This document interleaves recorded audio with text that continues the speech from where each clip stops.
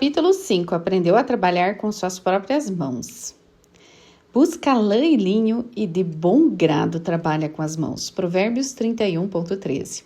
Para uma mulher que prospera, trabalhar com suas mãos é um prazer, porque ela faz isso não apenas com diligência, mas também com boa vontade, sabendo que seus esforços estão bem empregados. Ela não faz as coisas por obrigação, mas porque deseja fazê-las. Sua motivação é o amor que tem pelo seu esposo, por seus filhos e seu lar. Portanto, ela se sente feliz fazendo tudo isso. Trabalhar com as suas mãos significa trabalhar com aquilo que você tem. É nossa responsabilidade identificar quais são as coisas que Deus colocou em nossas mãos que podemos utilizar para termos sucesso em nossa vida financeira. No relato bíblico da viúva de Eliseu, em 2 Reis 4, 1-8, o profeta faz uma pergunta que ela não esperava. Diz-me, que tu tens em casa?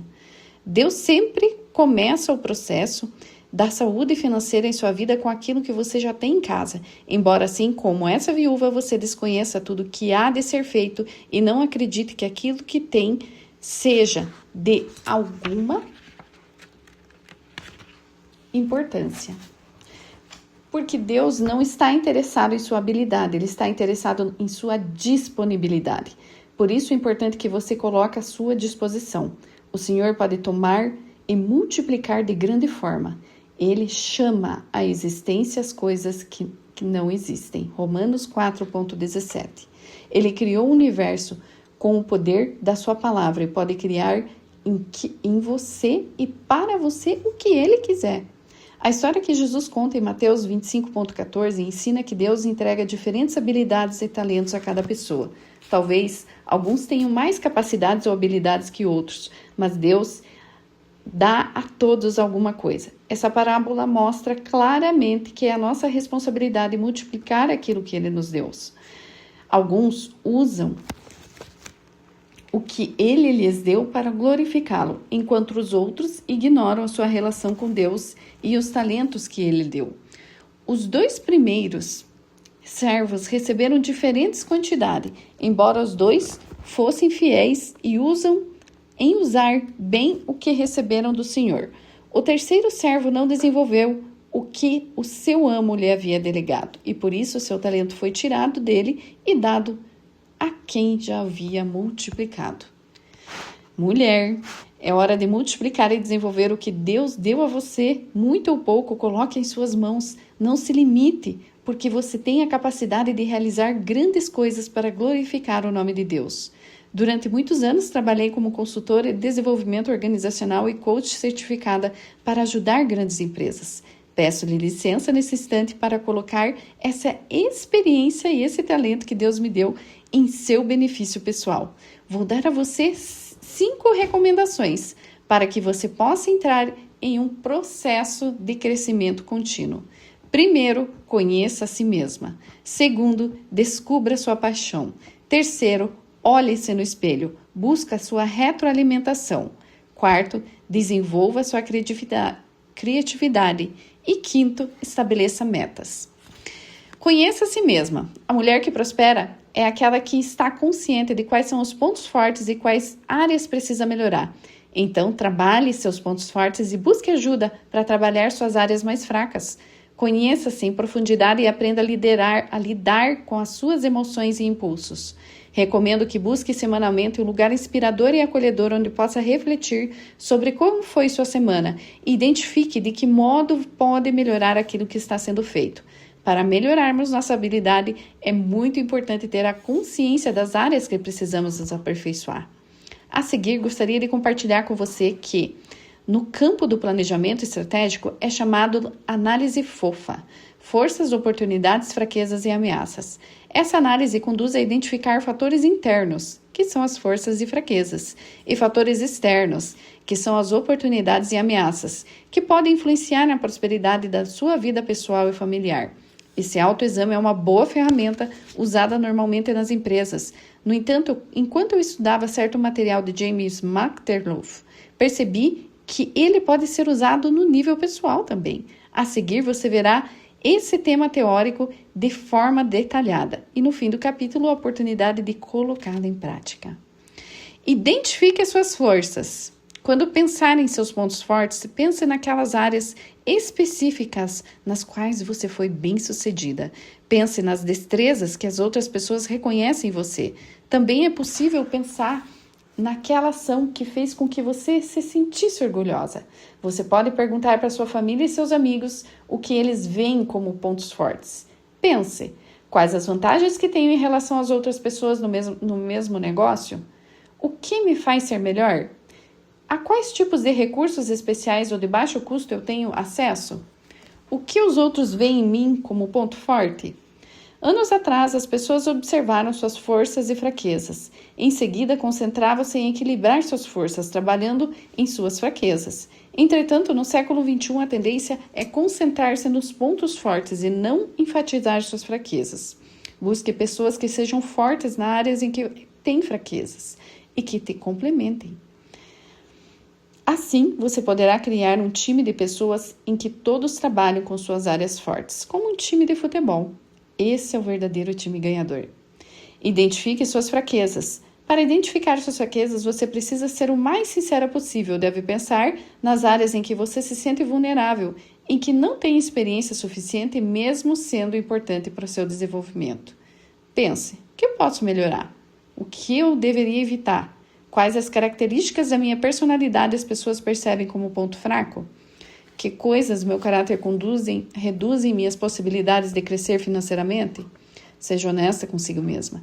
Lembre-se que, quanto mais consciência tiver nessas áreas, maior será a oportunidade de trabalhar nelas e melhorar, ou pedir para que alguém ajude a focar nas suas forças. Identifique as suas oportunidades. Para identificar as áreas de oportunidade, você pode olhar ao seu redor e identificar elementos específicos que podem ajudá-la a ter sucesso. Pense em como agir para maximizar suas forças e minimizar suas fraquezas. Reflita sobre as áreas que consegue ver a oportunidade de crescimento. Pense, o que eu tenho em minhas mãos? O que Deus me deu? Onde posso colocar em prática a minha capacidade? Onde há uma necessidade de produtos e serviços? Qual a necessidade de produto e serviço que só eu posso satisfazer? Identifique as suas ameaças. Para identificar suas ameaças, pense naquilo que pode te causar preocupação e estresse. Identifique quais as habilidades são fundamentais para continuar seu desenvolvimento e quais são as que ainda precisa melhorar. Pense, que tipo de obstáculo eu enfrento? O que a concorrência está fazendo? Quais são as coisas que eu poderia me deter totalmente? Qual é a minha vulnerabilidade em relação à falta de dinheiro? Descubra sua paixão. As pessoas que podem fazer um trabalho porque precisam dele para viver, para ganhar dinheiro ou por temor a represálias. No entanto, as pessoas que dão a vida por uma paixão. Pense, por exemplo, nos mártires da fé e nos líderes dos movimentos de independência do seu país. Embora a missão dessas pessoas não lhes tenha trazido fama nem fortuna, elas estiveram dispostas a pôr a sua vida em jogo.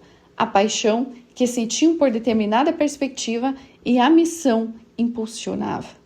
Pense, o que você realmente sente prazer em fazer e faz com que entregue com paixão? O que você faria o dia todo sem sentir cansaço? Qual tipo de atividade lhe traz energia? Provavelmente, isso que tanto gosta de fazer é onde Deus lhe deu os dons e talentos que farão você prosperar. Li em algum lugar que devemos nos perguntar, o que me deixa brava? Na resposta, essa pergunta encontra-se o problema que Deus quer que você resolva no mundo. Às vezes as mulheres me dizem que não se sentem talentosas, que não tiveram a chance de estudar uma profissão, que nunca sentiram bem-sucedidas em nada na vida. Algumas até têm sofrido maus tratos por parte dos seus esposos que desvalorizam, humilham e a desprezam. Por isso está na hora de rejeitar todas essas ideias e começar a ver como Deus as vê. Ele criou a sua imagem e semelhança. Ele deu seu próprio filho por você. Para Deus, você é o que há de mais valioso no universo. Portanto, a chave para trabalhar com excelência é trabalhar com todo o seu coração e colocar a paixão no que fazemos. Paixão é entrega total, é a dedicação e o esmero, e é o primeiro passo para a realização. Ela aumenta a sua força de vontade e torna possível o impossível. Essa é a grande diferença entre um líder e uma pessoa comum.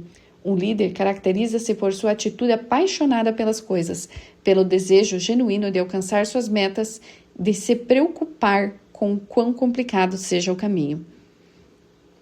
Assim, se deseja ser uma mulher próspera em sua família, sua cidade ou em seu país, convido-a para trabalhar com todo o seu coração e com todas as suas forças em cada coisa que empreender. Olhe no espelho, busque a retroalimentação. Nenhuma de nós sairia às ruas sem antes olharmos no espelho, não é verdade? Para ser sincera, algumas de nós nos olhamos no espelho, nas janelas das casas, nas lojas, nos carros e em qualquer coisa reflete a nossa imagem. Essa é justamente a ideia da retroalimentação. Significa-se ver nos outros. Ver como você está no reflexo do outro. A informação que recebemos de outras pessoas nos leva a fazer ajustes internos que modificam o nosso comportamento. Se estivermos em uma plataforma prestes a começar a falar, as pessoas e a plateia nos olham, começam a falar entre elas e sorrir. Imediatamente começamos a investigar se não temos alguma coisa pendurada no cabelo ou algo estranho no vestido. Por isso, prestamos atenção no que a plateia nos diz como resposta ao nosso comportamento, para tentar entender de que formas impactamos suas vidas e o que devemos fazer de diferente para conseguir uma comunicação melhor com as pessoas ou para vender melhor o nosso produto. A retroalimentação é um processo muito importante, porque ajuda a criar consciência nas condutas que tem e não percebe. Há áreas onde não conseguimos nos ver e precisamos da ajuda de outra pessoa para mostrar o quão bom ou ruim ou feio o nosso comportamento. Veja, por exemplo, as questões abaixo. Pergunte-se com honestidade e escute com atenção. Tem algum tique nervoso que distrai as pessoas? Falo demais? Exponho o meu ponto de vista com clareza ou confundo as pessoas? A minha postura é apropriada? A minha roupa é apropriada ou distrai as pessoas? Uma advertência final. Não devemos confundir a retroalimentação com crítica. A crítica é sempre negativa. É um ataque à pessoa. Salienta o problema e não aborda a ação passada. A retroalimentação tem uma meta positiva. Concentrar-se na ação. Foca na solução e apresenta alternativas criativas para criar um futuro melhor. A seguir, você encontrará um esquema de Kurt Rindt sobre as diferenças entre a crítica e a retroalimentação. A crítica previne mudança. A retroalimentação promove a mudança. A crítica orienta a falar. A retroalimentação orienta a perguntar.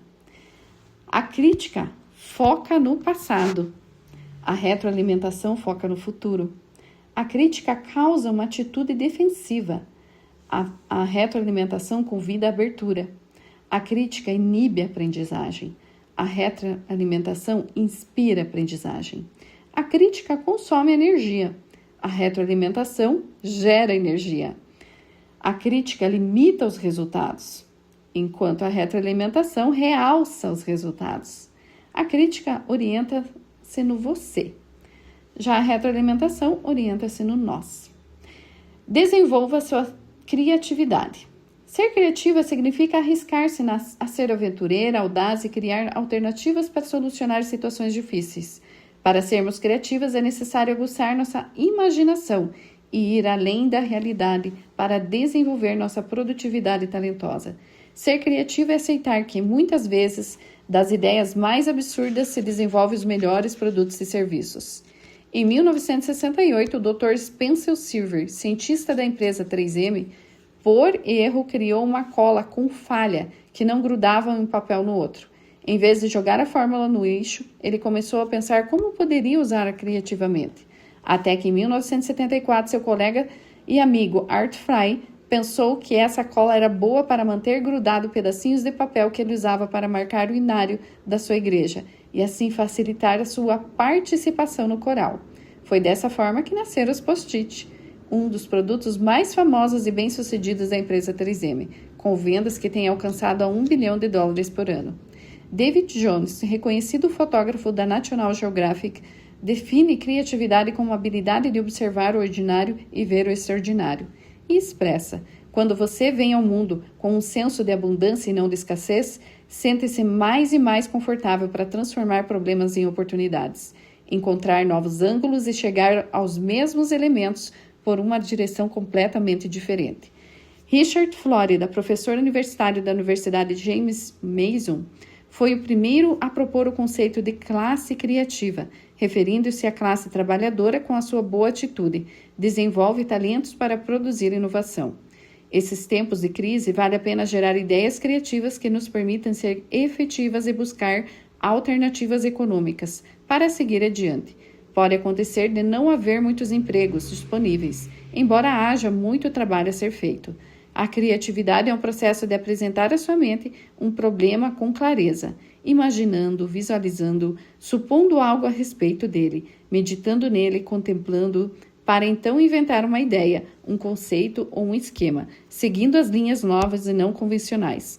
Mais do que ação, supõe-se do estudo e reflexão. Estamos na era do conhecimento, em que o mais importante é gerar novas ideias. As cidades mais prósperas do mundo são também a maior criatividade. Por isso, não se limite a si mesma, desenvolva sua criatividade. Deus é um Deus criador e deu a você e a mim a capacidade de sermos mulheres criativas. Estabeleça metas. Ter sucesso depende muito de estabelecer metas e lutar por elas. O famoso rei Davi tinha como meta a construção de um templo magnífico para Deus e realizou todos os planos e preparativos necessários para que seu filho concretizasse esse projeto. O Templo de Salomão foi um projeto que durou por 2 gerações para ser realizado. A chave é fixar metas que sejam específicas, mensuráveis, alcançáveis, realistas e que possam ser realizadas em um tempo determinado. O conceito vem a sigla SMART. Em inglês, a palavra SMART, cujo significado é inteligente. As metas dão direção, significado, motivação, energia e satisfação, e oportunidade para aprender a avançar na vida. Dwight Eisenhower, ex-presidente dos Estados Unidos, disse certa vez: um plano não é nada, um planejamento, porém, é tudo. O que significa isso?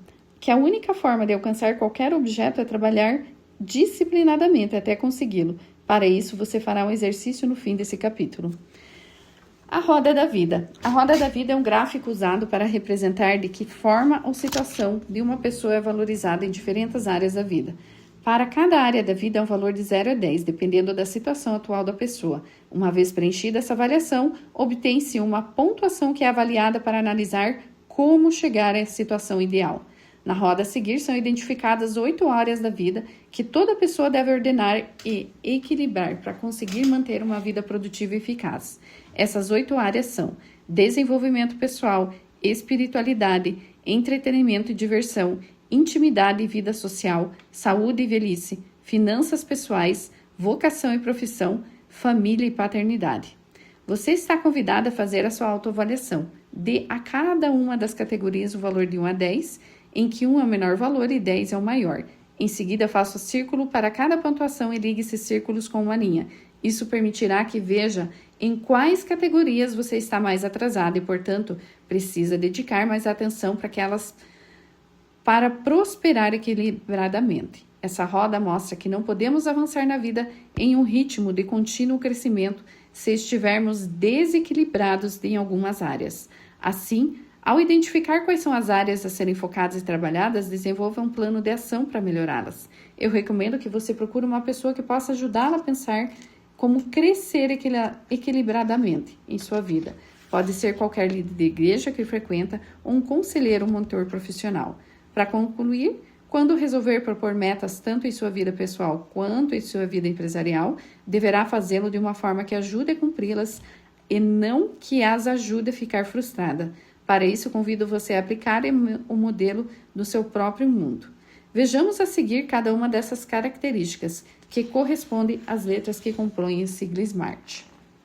Específicas, em inglês, specifics. Quanto mais específica a sua meta, maior a probabilidade de alcançá-la. Descreva claramente respondendo as seguintes questões. O que você deseja alcançar? Onde, quando e como a situação vai mudar? Por exemplo, declaração geral da meta. Quero melhorar as finanças no meu lar.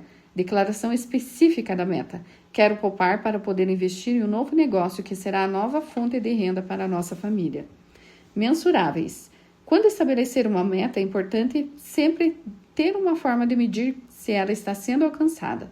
Não podemos melhorar algo que seja mensurável. Nós, latino-americanos, não gostamos de medir. Mas se não medirmos, não saberemos onde estamos paradas. Quando crianças estamos com gripe, a primeira coisa que fazemos é buscar um termômetro para medir a temperatura dela. Nós sabemos o que fazer depois de ter visto a temperatura. Isso também se aplica às nossas metas. Você deve ter metas mensuráveis. Exemplo, declaração geral da meta. Vou começar a poupar dinheiro. Declaração mensurável da meta. Nos próximos 6 meses, pouparei 10% da renda bruta disponível para acumular 6 mil que usarei para começar meu negócio. Atingível. Tenha certeza que a sua meta está dentro de um parâmetro razoável, que seja atingível. Exemplo, declaração de uma meta alcançável.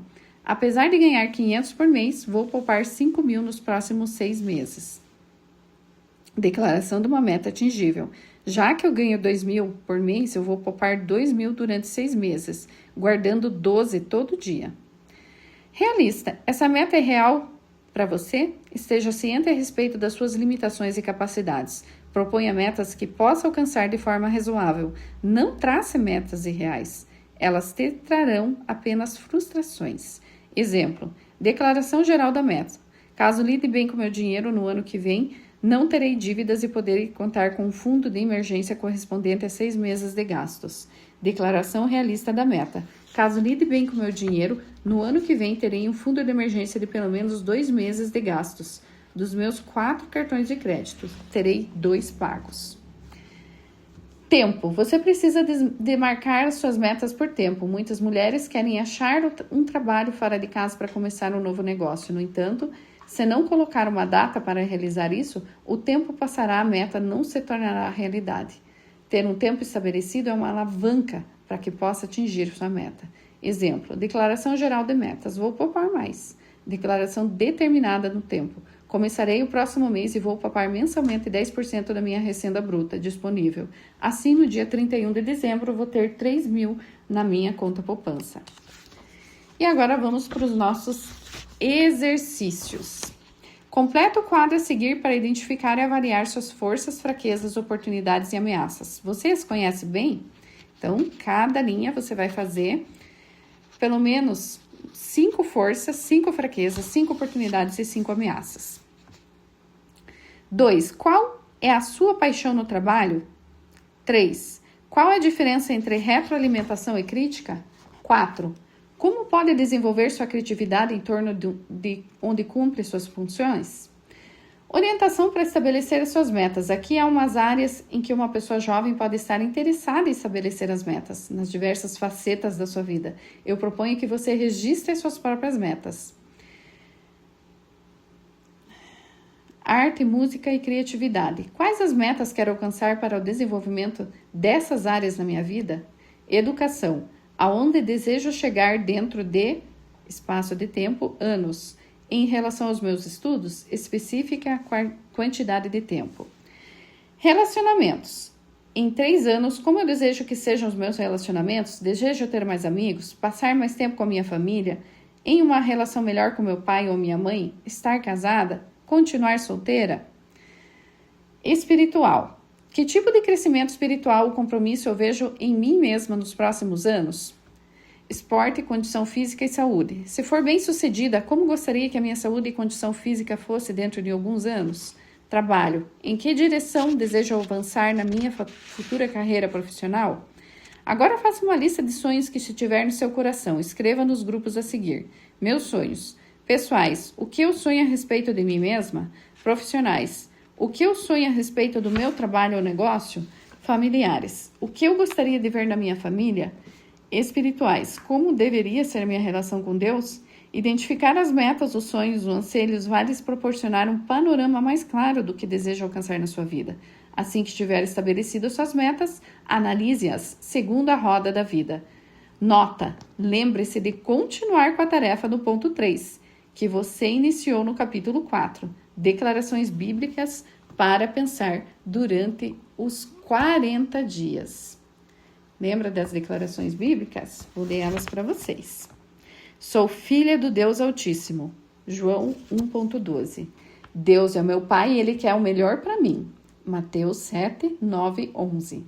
Eu sou bela e sábia porque Ele me fez bela. Gênesis 1.31. E seu espírito me dá uma sabedoria especial que não é desse mundo. Tiago 3,17. Deus não me deu um espírito de covardia, mas sim de poder, de amor, de domínio próprio. 2 Timóteo 1,7.